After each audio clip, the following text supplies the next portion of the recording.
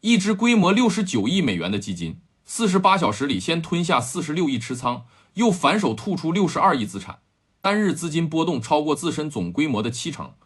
这件事儿就发生在 SpaceX 上市前后的2个交易日里，全程没有任何公开解释。今天这期内容，我们不凑 SpaceX 股价涨跌的热闹，而是拆开这次100亿资金异动背后的规则漏洞。你会看懂 ETF 申赎机制里普通人很少留意的细节，知道机构如何低成本拿到稀缺筹码，也能明白为什么长期持有基金的人会在不知情的情况下承担额外成本。大家好，我是志行，这里不做投资建议，只和大家一起把市场背后的逻辑看清楚。SpaceX 这次上市创下了美股历史上最大规模的 IPO 记录，上市首日估值就冲到 1.77 万亿美元，整个市场都在讨论马斯克的又一个资本奇迹，散户挤破头想抢到一手筹码，股价在开盘后短时间内走出了剧烈的上下波动。就在所有人盯着盘面追涨杀跌的时候，很少有人注意到几只重仓 SpaceX 的 ETF 出现了极不寻常的资金波动。ARK First、Principles、Xover 3只基金几乎在同一时间窗口出现了规模远超日常的大额申赎。单看其中任何一只基金的变动，或许还能解释为资金跟风进出，但3只产品同步出现几十亿级别的精准进出，时间点卡的和上市节点严丝合缝，这件事儿就没那么简单了。很多持有 RKK 的投资者一开始还以为是基金经理主动加仓 SpaceX 是看好后续表现的信号，但仔细看资金流向就会发现，规模的扩张和收缩和基金的主动操作关系不大，几乎全是大额申赎带来的被动变动。也就是说，不是基金经理在买卖股票，而是有大资金在通过申购赎回的方式直接和基金做资产交换。很多人买了好几年 ETF 都不知道还有这样一种交易方式存在。很多普通投资者买 ETF 都觉得它和股票没太大区别，就是在场内低买高卖，跟踪对应指数或者主题。很少有人会去深究 ETF 的一级市场申赎机制，更不会想到这套机制会成为机构套利的通道。ETF 的实物申赎，简单说就是符合资质的大型机构可以用一篮子股票直接向基金公司兑换新的 ETF 份额，也可以反过来用 ETF 份额换回对应的一篮子股票。这个过程不需要在2级市场交易，走的是1级市场通道。有资格参与1级市场实物申赎的，只有基金公司认证的授权参与商，基本都是大型券商和机构投资者。普通个人投资者连进入这个通道的门槛都没有，自然也想不到还有这样一种拿到筹码的方式。这套机制设计的初衷是用来平抑 ETF 的折溢价，保证产品净值和跟踪标的贴合。但放到 SpaceX 这种稀缺标的身上，规则的边界就开始出现了可以被利用的空间。我观察下来，整个操作的时间点卡得非常精准，几乎是踩着 IPO 的关键节点走的。上市前1周就有大额资金持续申购这几只 ETF， 基金规模快速扩张，对应持仓里的 SpaceX 份额也被同步稀释到更多份额当中。之所以要在上市前进场，核心原因是这几只基金在 SpaceX 上市前就已经通过1级市场投资持有了不少股份，这些股份成本极低，是普通投资者根本不可能拿到的原始筹码。等到 SpaceX 正式上市，股价被市场情绪推到高位的时候，之前进场的机构开始走实物赎回通道，他们把手里的 ETF 份额还给基金公司，直接换回持仓里的 SpaceX 股票，再拿到2级市场高价卖出。整个过程里，机构不需要在2级市场慢慢扫货，也不用参与 IPO 配售抽签，相当于借到 ETF 的1级市场通道，低成本拿到了普通投资者根本碰不到的原始筹码。很多人只看到了 SpaceX 上市后的股价波动，却没注意到这部分筹码是通过 ETF 通道悄悄流出来的。更关键的是，这套操作的成本最后并不是由操作的机构承担的。首先受到影响的是长期持有这些 ETF 的普通基民，机构的大额申赎不是免费的，买卖对应持仓股票产生的交易费用、税费，还有大额进出带来的流动性冲击成本，最终都会算到基金净值里。遇到大额集中赎回的时候，如果基金的现金储备不足以应对，就需要被动卖出持仓里的股票来兑现。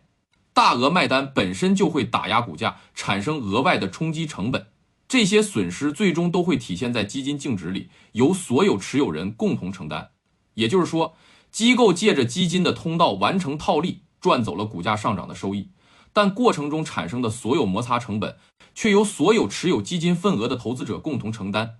很多人拿着基金没动，净值却悄悄被稀释了一部分，自己完全察觉不到。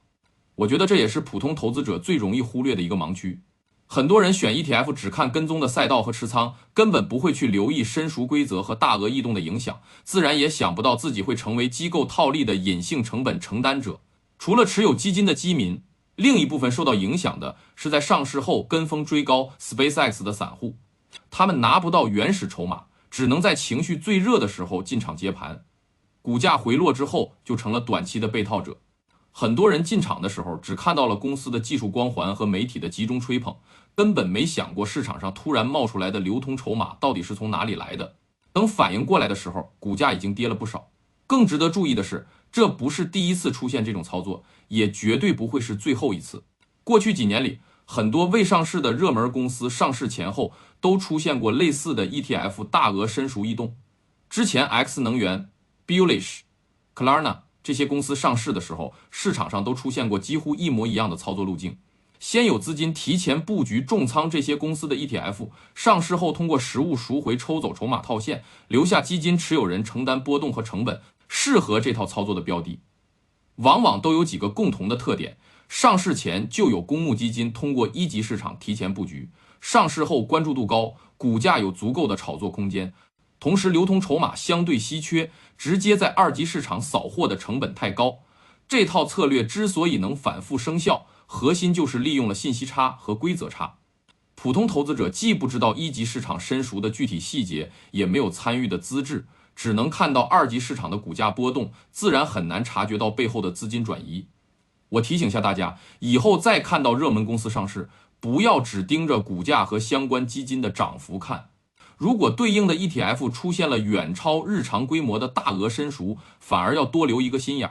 现在已经有部分基金公司开始注意到这个漏洞，比如 Arches 旗下的相关产品已经开始对短期大额赎回征收额外的赎回费用，目的就是提高套利资金的操作成本，减少对长期持有人的利益侵蚀。但从整个行业来看，这样做的基金还是少数，绝大多数 ETF 依然保留着宽松的实物申赎规则，对于大型机构来说，这套套利通道依然是畅通的。接下来的2到3年里，市场还会迎来 OpenAI、Anthropic 这些 AI 巨头的上市，这几家公司的估值加起来超过 3.6万亿美元，热度只会比 SpaceX 更高，对应的套利空间也会更大。现在已经有不少基金开始通过一级市场融资、老股转让等方式，提前布局这些未上市 AI 公司的股份，和当初布局 SpaceX 的路径几乎一模一样。等到正式上市的时候，这些持仓就会成为机构借道套利的筹码池。我的判断是，等到这些公司上市的时候，我们大概率会看到一模一样的剧情重演。基金会提前布局一级市场份额，机构借道申赎拿筹码，上市后套现离场，最后由普通投资者承担成本和波动。很多人总觉得市场里的利益转移都是靠内幕交易操纵股价，但实际上更多的利益转移都是在公开的规则框架下完成的。你看不懂规则，就等于默认接受了所有隐性的成本和风险。说到底，这件事本质上就是市场里认知差的体现。机构掌握规则、渠道和信息优势，就能在规则范围内找到低成本获利的路径。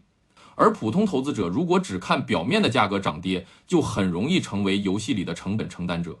我一直说，认知差是市场里最大的风险，同时也是最大的机会。你比别人多看懂一层规则，多明白一条资金逻辑，就能比别人多避开一个坑，也多抓住一些真正有价值的机会。投资这件事儿从来不是比谁冲得快，而是比谁看得远、看得透。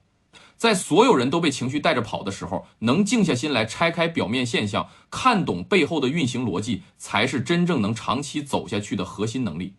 你怎么看待机构借道 ETF 套利这件事儿？你觉得接下来 AI 巨头上市的时候，普通投资者最该避开的坑是什么？欢迎在评论区留下你的看法。如果你希望在市场最热的时候，总能多一份冷静的拆解和风险提醒，可以订阅这个频道。后续有相关的市场异动，我也会第一时间和大家分享我的观察。最后还是要和大家说清楚，今天的所有内容都只是基于公开信息的个人分析，只提供一个观察市场的角度，不构成任何投资建议。金融市场的规则复杂，波动也远超很多人的预期。任何投资决策都要基于你自己的风险承受能力和独立判断，永远不要只听别人的结论就进场，看懂背后的逻辑比什么都重要。